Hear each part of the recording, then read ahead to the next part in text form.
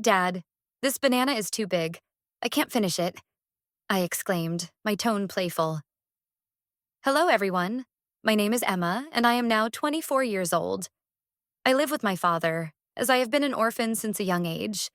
My mother passed away due to a severe illness, leaving my father and me to rely on one another.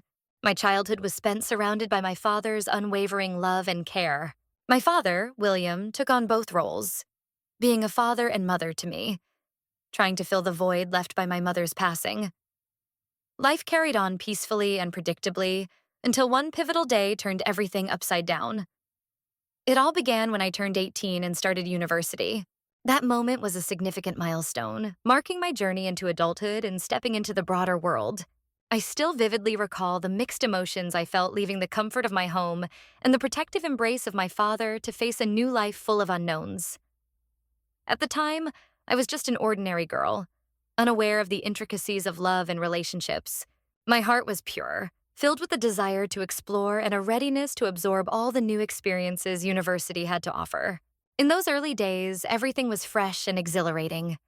I quickly made friends from various backgrounds, exchanging stories and creating lasting memories. Amidst the lively buzz of lectures and the commotion of the dormitory, there were quiet moments when homesickness would creep in. Thinking of my father would bring a deep ache to my heart, an inexplicable yearning for home. Images of him lovingly taking care of me and sharing stories about my mother on serene evenings often surfaced in my mind. His eyes, always tinged with sadness yet brimming with affection, remained vivid in my thoughts. Everything seemed to be progressing smoothly until one unforgettable day, an event that marked a turning point, redirecting the course of my life and reshaping my beliefs. That moment was not just a transition into adulthood. It was a test of my resilience and a confrontation with emotions and situations I had never anticipated. No longer the innocent girl who knew only simple joys, I found myself navigating complex experiences. I had made friends with fellow university newcomers, but they were different from me. Unlike me, they were already familiar with going to bars, attending lively parties, and mingling with the opposite sex. We shared a small dorm room, a cramped yet cheerful space filled with endless stories and laughter. At first, I felt out of place in their world, shy and reserved. However, over time, I found myself drawn to their activities. Weekend nights were the liveliest in our room, with my friends applying makeup, picking out their best outfits, and blasting upbeat music from their phones. Their excitement was contagious, and soon I couldn't resist the pull. I initially joined them out of curiosity, eager to experience something completely new. I remember my first night at a bar, stepping into a dazzling space filled with flashing lights, pulsating music, and infectious laughter. Holding a cocktail my friend had handed me, I sipped it cautiously, feeling the bitter taste spread through my mouth. Gradually, these nights became routine. From standing on the sidelines, I started immersing myself in the joyous atmosphere, holding hands with my friends and dancing to the rhythm of the music. I even learned to drink from them, starting with small sips and eventually downing entire glasses without hesitation. I'll never forget those late nights when we stumbled back to the dorm, giggling uncontrollably, our legs unsteady. We'd recount the funniest moments of the evening, reveling in the thrill of freedom and rebellion. I felt more alive than ever, no longer the naive girl I had been when I arrived at university. From those parties, I also began exploring love, a concept that had previously been abstract to me. At a classmate's birthday celebration, I met someone new. His warm smile and sparkling eyes made my heart race, and for the first time, I experienced the genuine thrill of love. We exchanged long messages late into the night, sharing personal stories and aspirations for the future. Love entered my life in an unexpected and enchanting way, leaving me both amazed and captivated. My first year at university flew by in a whirlwind of vibrant, nonstop days. I realized just how much I had transformed since I arrived. From a timid girl focused solely on studying and simple dreams, I had grown into someone who embraced endless fun, the sharp taste of alcohol, and the music that resonated deeply in my soul. When the year came to an end, we bid farewell to one another, each carrying fragments of shared memories and impressions. As my roommates departed for their summer vacations, the dormitory grew quieter, signaling the close of an unforgettable chapter. The unusual quiet, void of laughter, late-night outings, and whispered stories in the dark left me feeling a strange emptiness. It was then that I realized how accustomed I had become to that lively lifestyle. Everything changed when I returned home. As I stepped into the house, I saw my father sitting in front of the TV, his eyes fixed on the screen, unaware of my arrival. Watching him in that moment, a playful idea crossed my mind. I decided to sneak up and surprise him. Carefully, I crept closer, step by step, ensuring I made no noise. Just as my hand was about to touch his shoulder, he suddenly turned around, swiftly grabbed my hand, and pulled me into a warm embrace. "You came back without telling me?" he said warmly. We both laughed, the joy and surprise filling the room. Looking at him, I couldn't help but wonder how he knew I was there. When I asked, he gestured toward a mirror opposite the TV. Turning to look, I saw how the mirror had reflected my every movement, revealing my plan. Embarrassed yet amused, I burst into laughter, and my dad joined in, his eyes glowing with the love and warmth I had always known. After we chatted and laughed for a while, I stood up and told him I needed to fetch my suitcase and head to my room. He nodded, a gentle smile still lingering on his face. As I walked toward the luggage area, a sense of peace and warmth filled me. The house, brimming with memories and my father's love, was alive with his presence. The quiet afternoon air was far from dull, his company giving life to every corner. That evening, we sat down for dinner in the tranquil atmosphere of the house. I began sharing stories about my time at university over the past year. Together, we laughed at the funny moments, and occasionally he'd smile quietly, looking at me with his familiar, loving gaze. It was then that I noticed something I hadn't before: how handsome my father looked. Nearing 50, he still had the physique of a younger man, likely due to his love of exercise and the physical demands of his daily work. Wearing only a tank top, his strong, well-defined muscles were visible, and I found myself staring. In that moment, my thoughts became jumbled, and my eyes lingered longer than they should have. Suddenly, his voice broke through my reverie. "What are you thinking about?" he asked, his tone curious. Startled, I shook my head and smiled faintly. "Nothing," I replied. We exchanged knowing smiles, and he said, "You've changed a lot in just a year at school." I nodded, still smiling. "We all grow up, Dad." That night, as I lay in bed, the image of his strong physique remained in my mind, leaving me confused. I never thought such thoughts would cross my mind, but I couldn't seem to shake them, even after closing my eyes. The next day, the stifling heat of midday was unbearable. Sitting in the living room, sweat trickled down my back, and no amount of fanning seemed to help. Each gust of wind was swallowed by the oppressive heat. William, my father, whom I couldn't help but secretly watch whenever he worked, had left early that morning for errands and would only return around noon. The suffocating heat stretched endlessly, and I couldn't endure it any longer. I decided to cool off in the bathroom. The refreshing water flowing over my skin washed away the discomfort, leaving me feeling relieved. Each drop brought a sense of comfort, and I soon became lost in the sensation, forgetting everything else, even leaving the door slightly ajar. As the water cascaded down my shoulders and back, soothing the heat from my body, I closed my eyes and let the peacefulness wash over me. My thoughts wandered to the times I had quietly watched William work, his focused movements, his steady hands. Since starting university, my admiration for him had grown into something deeper, something I couldn't quite name. Then, a strange sensation broke through my thoughts, and I opened my eyes abruptly. It felt like someone was watching me. Turning my head, I froze. Standing at the door was William, his gaze fixed on me through the small gap. His expression was unreadable, a mix of surprise and something I couldn't decipher. My heart pounded in my chest, and my body felt paralyzed. The sound of running water was the only thing breaking the tense silence, each second stretching endlessly. In that moment, it was clear we had crossed an invisible boundary. Finally, I spoke, my voice trembling. "Dad, you're back." He blinked as though waking from a trance, his face flushed with embarrassment. His voice was low and unsteady. I'm sorry, I didn't mean to." Unable to finish his sentence, he glanced away, the redness in his cheeks deepening. His hand tightened around the strap of his bag, his movements stiff. For a moment, we both stood there, the charged air around us making it hard to breathe. He looked at me one last time, his eyes meeting mine with an unspoken emotion, then turned and quickly left for the living room.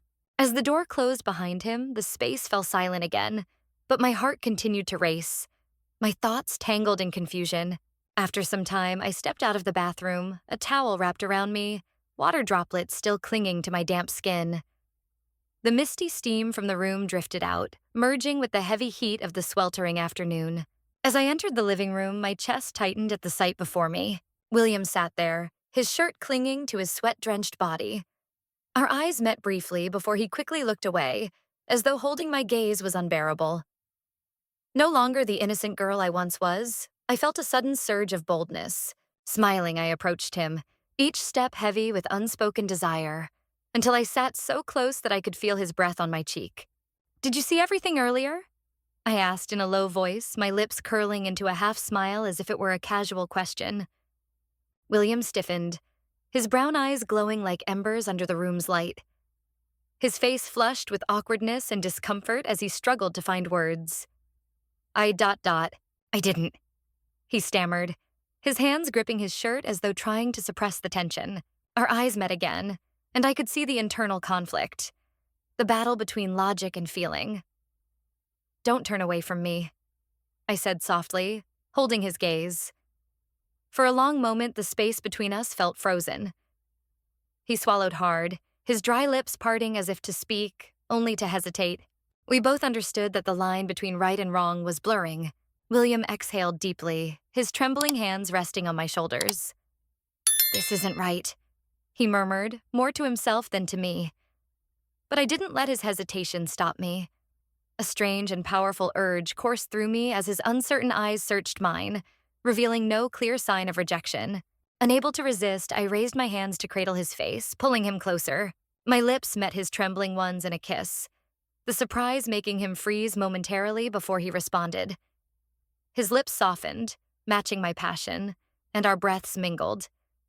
The invisible barrier between us shattered as his arms wrapped around me, pulling me tightly to his chest.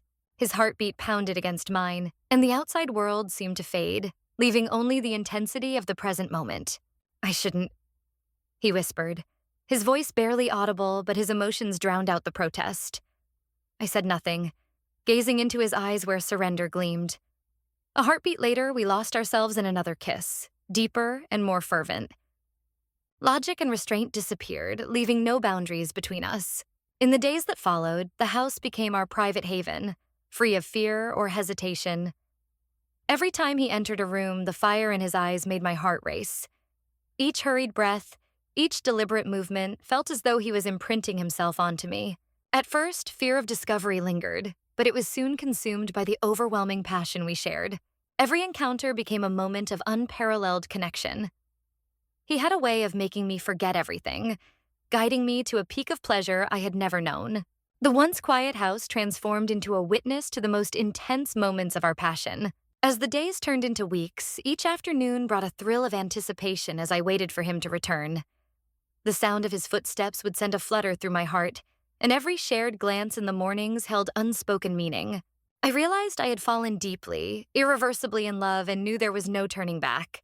We continued like this, clinging to one another through every moment until I graduated. It felt as though time had frozen, leaving just the two of us to share the secrets of our forbidden connection. Now, I question whether I can ever return to the life I once knew. The peaceful existence I had before was swept away by this consuming relationship. I feel like a person lost in a whirlwind of emotions and memories, unsure of what is right or wrong.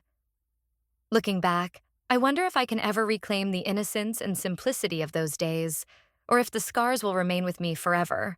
Here's my advice to everyone.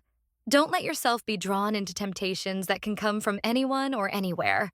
Impulsive moments may offer brief happiness, but the cost could be your peace of mind and your future.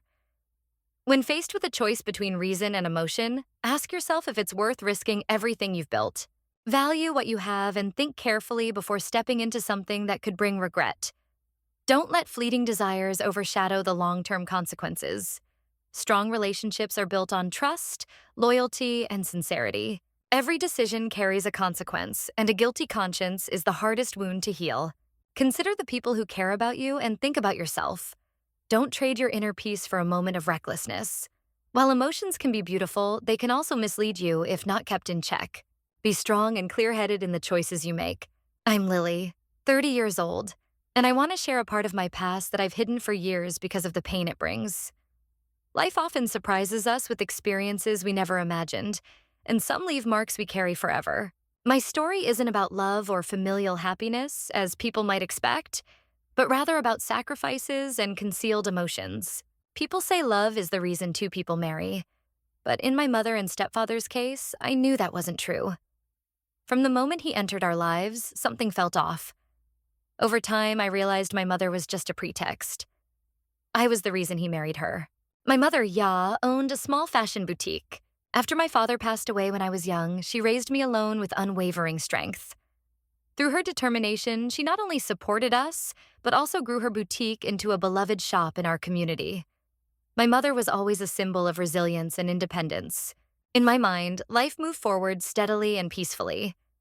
My mother continued to dedicate herself to her work at the fashion store, while I focused on my studies. Time passed, and I reached a significant milestone when I began university. It was the first time I truly felt like I had stepped out of my mother's protective shadow and ventured into the broader world. The early days of university brought many new experiences.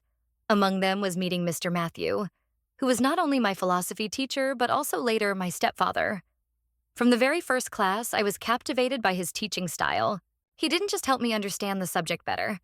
He also shifted the way I viewed life. Our after-class conversations became more frequent, and through them, I realized how much of an impact he had on me. But over time, I began noticing something unusual in the way he looked at me. At first, I dismissed it as a figment of my imagination. However, as time went on, the feeling grew stronger.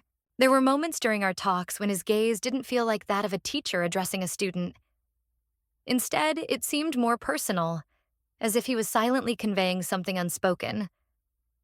That look carried a strange intimacy, a quiet intensity that made me uncomfortable. Every time it appeared, I felt a wave of confusion, as though he was expecting something from me that I couldn't comprehend. I tried convincing myself that I was reading too much into it, but the peculiar nature of his behavior became undeniable. Over time, it wasn't just his gaze that unsettled me. His actions also began to feel odd.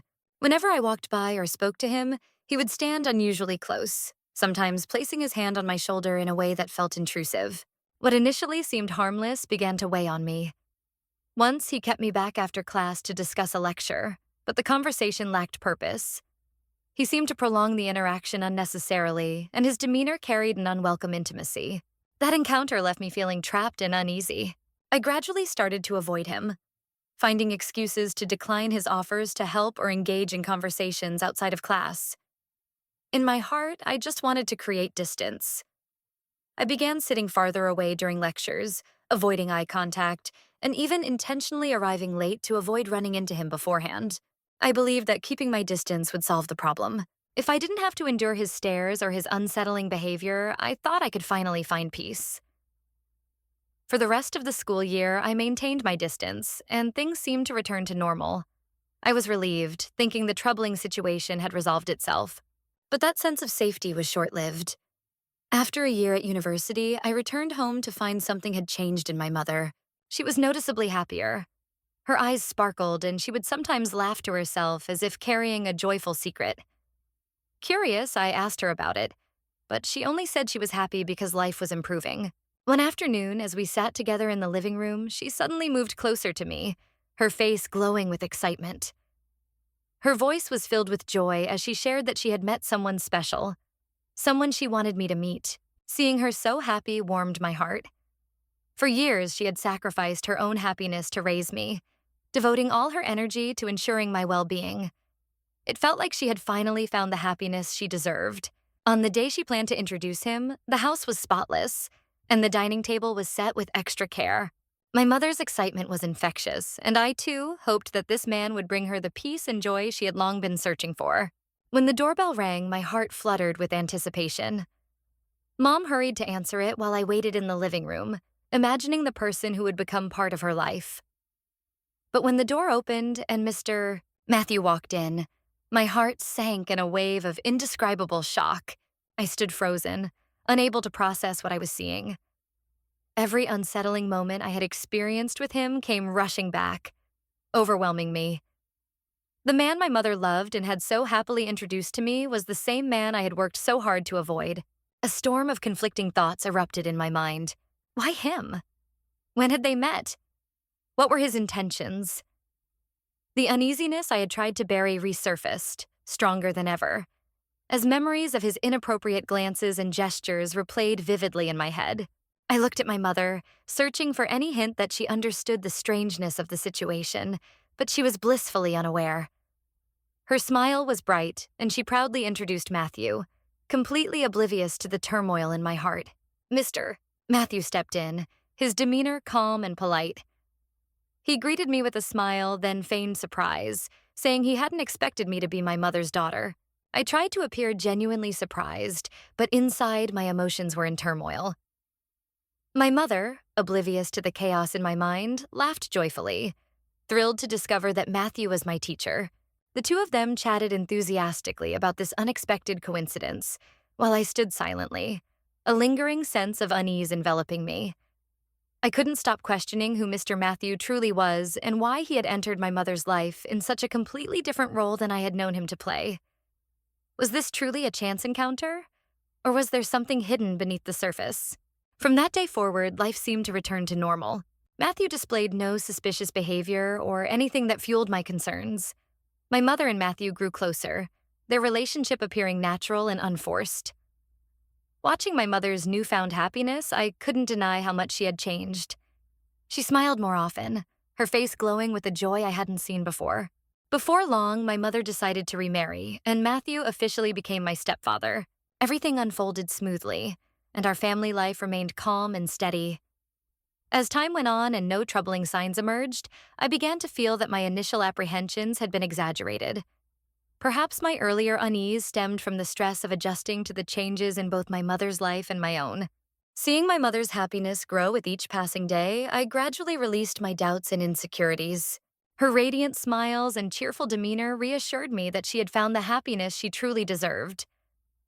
Eventually, I accepted their relationship and gave them my sincere blessing. I wished for her continued joy and allowed myself to see Matthew as a genuine part of our family. As the days turned into months and I observed nothing out of the ordinary in Matthew's behavior, I began to blame myself for overthinking. I convinced myself that my previous fears were baseless, the product of imagination rather than reality. Watching him care for my mother and contribute to our family life, I felt at ease. I truly believed he was a good husband to my mother and had become an integral part of my life as well. At the age of 22, after graduating from university, I started the challenging process of finding my first job. Though I hadn't secured a suitable position yet, I decided to assist my mother at her fashion store. Spending more time with her brought us closer, and Matthew often stopped by to help with small tasks whenever he had free time. Everything continued smoothly, and my earlier doubts about him seemed to fade completely. But then, on what would become the worst day of my life, everything changed. I was sick that day, a fever leaving me weak and unable to accompany my mother to the store as I usually did. She insisted I stay home to rest, and I didn't think much of it. Only Matthew remained at home with me, as he didn't have any errands to run. At first, I had no reason to feel uneasy or suspicious. After years of living together, I trusted Matthew and believed he was a kind and dependable person who deeply loved my mother. Lying in bed, I tried to fall asleep to escape the exhaustion and discomfort caused by the fever. But that peace was short-lived. The unthinkable happened in the very house I had always considered my safest haven. Matthew entered my room holding a glass of water and some pills. He explained they were painkillers to help reduce my fever. His voice was calm and gentle, nothing to raise any suspicion. My fever-clouded mind didn't question him. I just wanted relief from the discomfort. Without hesitation, I took the pills from him, drank the water, and swallowed them. At first, everything seemed normal. I felt no immediate effects and assumed the medicine would start working soon. Relaxing back onto my bed, I anticipated the fever subsiding. But after about 20 minutes, everything began to change. Matthew returned to the room, this time without any medicine or water. There was a strange look in his eyes that unsettled me, but when I tried to sit up, panic gripped me. I couldn't move. A wave of paralysis washed over me, draining every ounce of strength from my body. Terror filled my mind as I realized I was completely immobile, unable to do anything but lie there, frozen. Matthew approached, his expression calm, but his eyes betraying something that sent chills through me. I struggled desperately to move, but my body remained unresponsive. Fear turned to horror when he leaned down, his face mere inches from mine, and smiled. It wasn't the kind and friendly smile I had come to know. It was cold and unsettling. Then he spoke, his voice soft yet clear. I've been waiting for this opportunity for so long. I was horrified, unable to believe what I was hearing. My mind raced, trying to comprehend what was happening, but it felt like everything around me was crumbling. The fears and suspicions I had buried came rushing back, too real to ignore. Matthew sat down beside me, his expression calculated, his smile sinister. Unable to move or resist, I could do nothing but listen as he began to speak. His words, deliberate and chilling, revealed a truth I had never imagined. He explained how ever since I started university, he had developed feelings for me. He admitted that he had tried repeatedly to get closer, but my avoidance and distance frustrated him. When his attempts failed, he decided to take a different approach, one that would ensure he became a permanent part of my life. Matthew confessed that he had started researching me, delving into my personal life and background. When he discovered details about my family and learned about my mother, he made a decision. The only way to get closer to me was through her. He devised a plan to gradually win my mother's trust, step by step becoming a part of her life. Everything seemed to unfold effortlessly for him, and before I fully realized it, he had married my mother and entered our family. Listening to his explanation, it felt as though I was sinking into an endless abyss of despair. I couldn't grasp that everything I thought was genuine, my mother's happiness, our peaceful life, was nothing more than a facade orchestrated by him with the sole aim of getting close to me. The realization filled me with profound disgust and anguish. Knowing that every moment from the beginning to the end had been part of his calculated scheme was unbearable. Once he had finished speaking, Matthew moved closer, his eyes gleaming with satisfaction as he watched me lying helplessly on the bed. There was no trace of the kindness my mother had seen in his gaze. It was replaced with greed and cold detachment. I tried to retreat, to move even slightly, but my body refused to respond. My heart pounded frantically, but my limbs remained locked in paralysis, ignoring my desperate will to fight back. Matthew leaned over me, his hands moving in a way that made my skin crawl with revulsion. I felt trapped, powerless as he violated my body without a shred of mercy. I could do nothing but lie there, paralyzed, enduring every agonizing second as time stretched endlessly. The moment seemed to last forever, filled with nothing but terror and helplessness, and I silently pleaded for it to stop. But he didn't. Matthew continued, tearing apart the safety and peace I had once felt in this house. Every ounce of strength in me screamed to resist, but it was futile. He persisted, and I remained trapped in a nightmare with no escape. Each movement, each touch was like a blow to my dignity, shattering pieces of my soul that I could never reclaim. I stared at the ceiling, unable to process what was happening. The feeling of being utterly powerless, of losing control over my own body, amplified the terror with every passing second. When it finally ended, I was left numb, my mind empty and my heart hollow. The room felt cold and suffocating, stripped of life. Matthew stood up, calmly adjusting his clothes as if nothing had occurred, while I lay motionless, consumed by the horror of what had just happened. My world had collapsed entirely. Everything I thought I knew was now meaningless and distant. Questions echoed in my mind, each one laced with pain and anger. I couldn't comprehend how the man my mother trusted, the man I had reluctantly accepted into our family, could betray us in such a devastating way. Pain, fear, and betrayal overwhelmed me, leaving me drowning in a sea of despair. Matthew looked at me one last time, his expression devoid of remorse, before leaving the room. He walked out, leaving me alone with the anguish, the torment, and the ever-growing obsession with what had just transpired. I lay there, unsure of how to move forward, unsure of how to even exist in the aftermath of this tragedy. As the drug's effects wore off, I felt my strength slowly returning.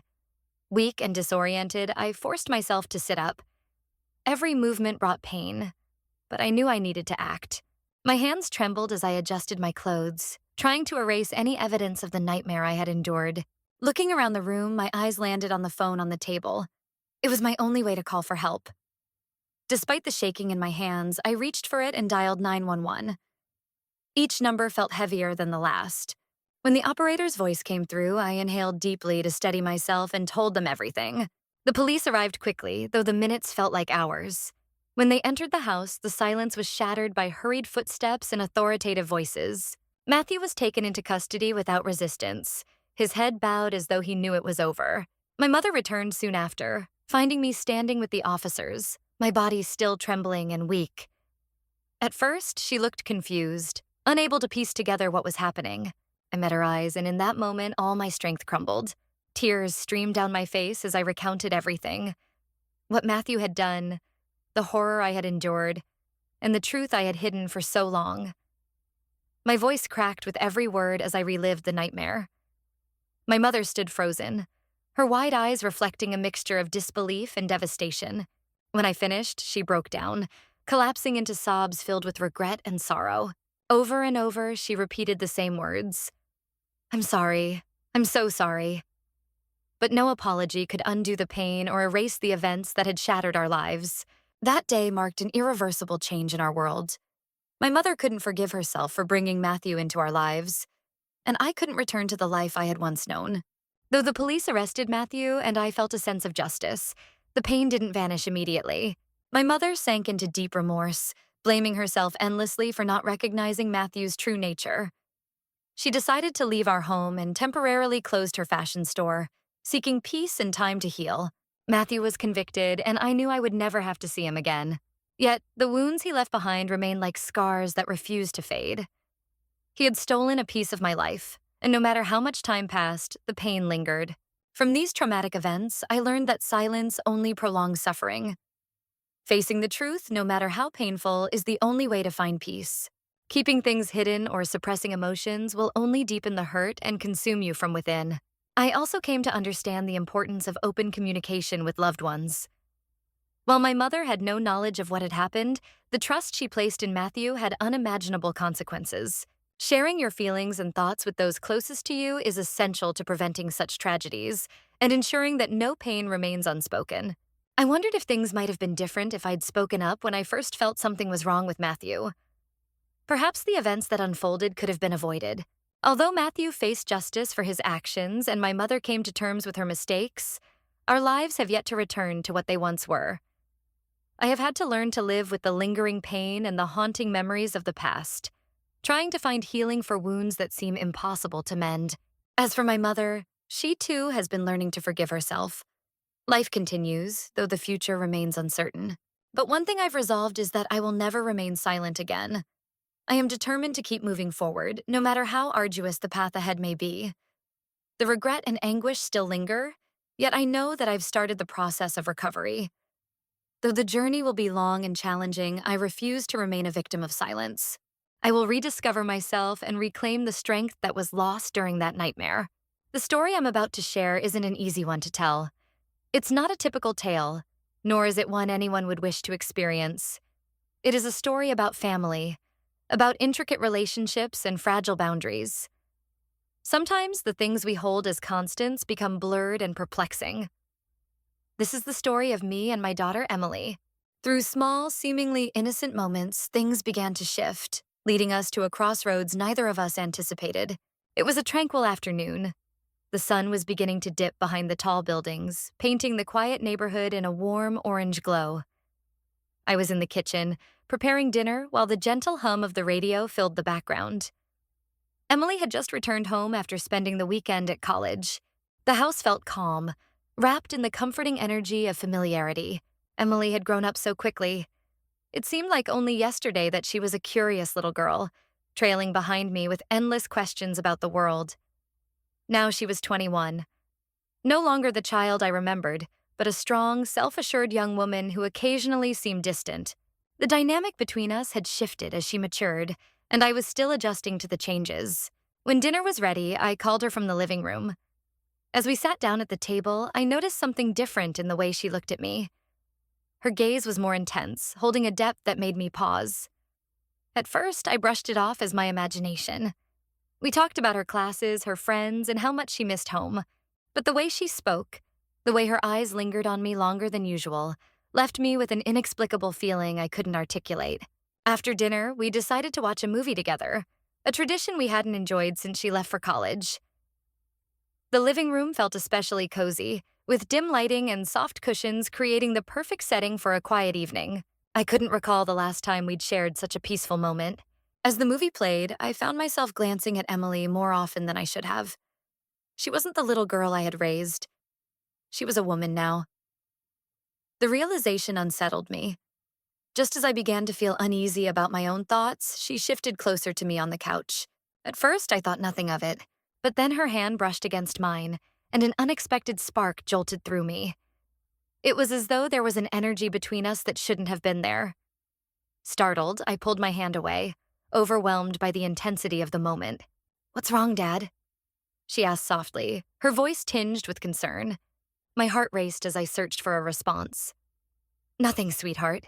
I'm just tired," I said, hoping to dismiss the tension and praying she hadn't noticed the shift in the air. But I knew something had changed. An unspoken boundary between us had blurred, and though nothing had been crossed, the atmosphere was thick with thoughts left unsaid.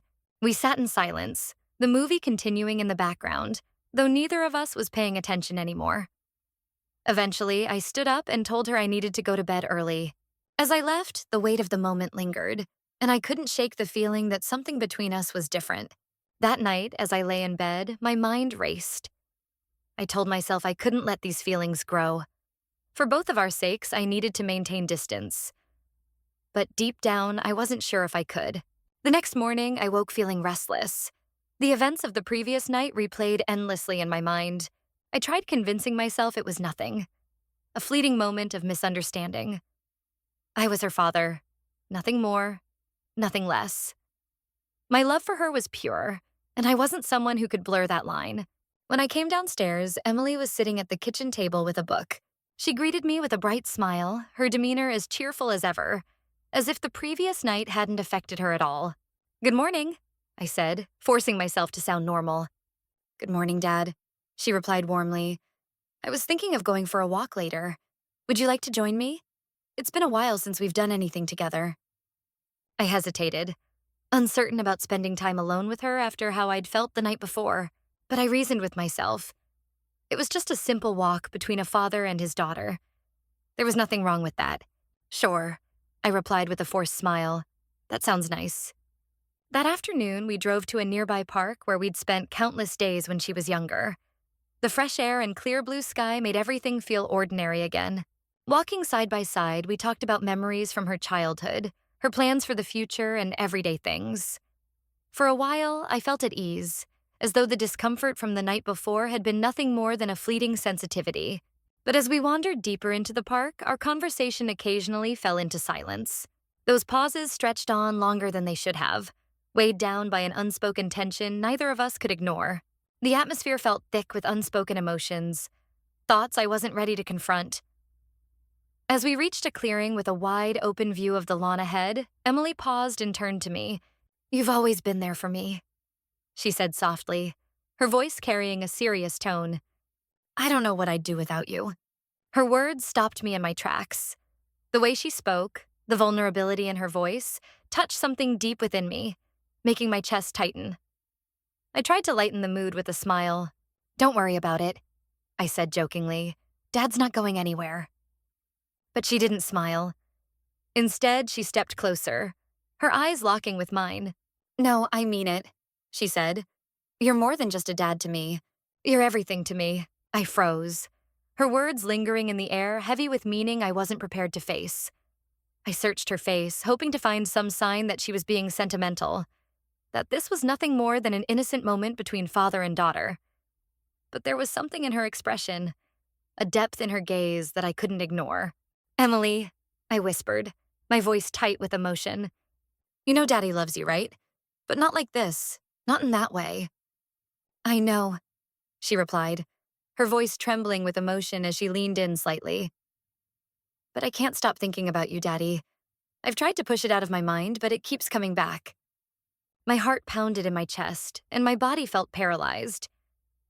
This wasn't how a father and daughter should talk. Wasn't how they should look at each other. My mind screamed at me to step away, to end this before it went any further. But I couldn't move. "We should head back," I said, my voice unsteady. "It's getting late." Before I could turn away, Emily reached out and gently took my hand. Her touch, innocent as it seemed, sent a jolt through me that tightened my stomach in ways it shouldn't have. "Dad," she said, her voice laden with something I couldn't name. "I know this isn't right, but I can't help how I feel." A wave of panic surged through me, and I quickly pulled my hand away, stepping back. My heart raced, and I shook my head. "Emily, this isn't right," I said, my voice strained. "You're my daughter, and we can't. This is wrong." Her face shifted to a mixture of hurt and confusion. "I'm not confused, Dad," she said, her tone firm yet pained. "I know how I feel." "No," I said, shaking my head again, trying to suppress the turmoil rising inside me. "This isn't right. You're my daughter. We can't—" I couldn't even finish the sentence. The words felt too dangerous to say aloud. Emily took another step closer, her gaze fixed on mine, and I knew I had to do something to create space between us.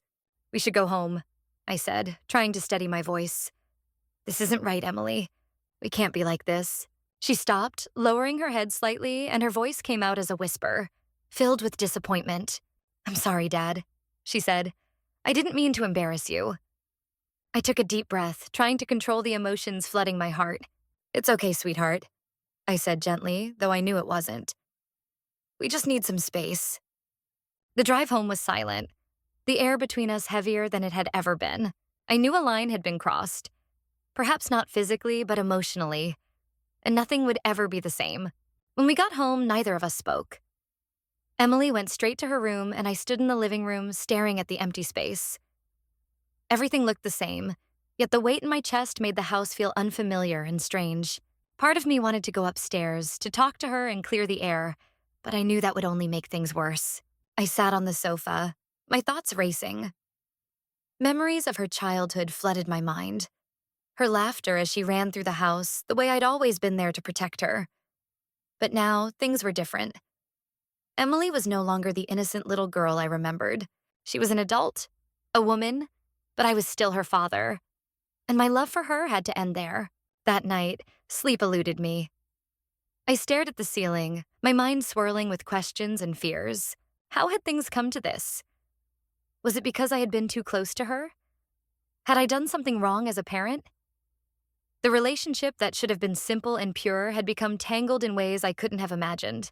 The next morning, I woke up feeling drained, hoping the emotions from the previous day would fade, but instead they weighed even heavier on me. Emily came downstairs as I sat at the dining table.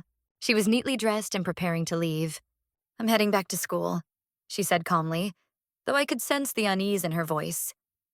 I nodded, unsure of what to say. "Maybe that's for the best," I replied, trying to keep my tone even. "We could use some space." She looked at me, her eyes filled with sadness, but she said nothing more. After packing her belongings, she was ready to leave. I stood in the doorway, watching her walk to the car, my heart sinking. "Have a safe trip," I said, my voice barely steady. She turned back to look at me, her eyes torn. "Thanks, Dad," she whispered before getting into her car and driving away. As her car disappeared down the road, the house felt unbearably quiet, as though it had lost a part of its soul. I told myself that the distance would give us both the time we needed to think, to process, and to find clarity. But deep down, I knew that something between us had changed irrevocably. In the weeks that followed, I tried to resume normalcy, but nothing felt the same. The house was far too quiet without Emily, and I couldn't stop replaying the events in my mind. Her words, her gaze, that moment in the park. They all lingered, haunting me. One afternoon, I received a message from Emily. She wrote that she was working through her feelings, that she knew things weren't right, and that she needed time to sort it all out. Reading her words brought a mixture of sadness and relief. We both needed time and space.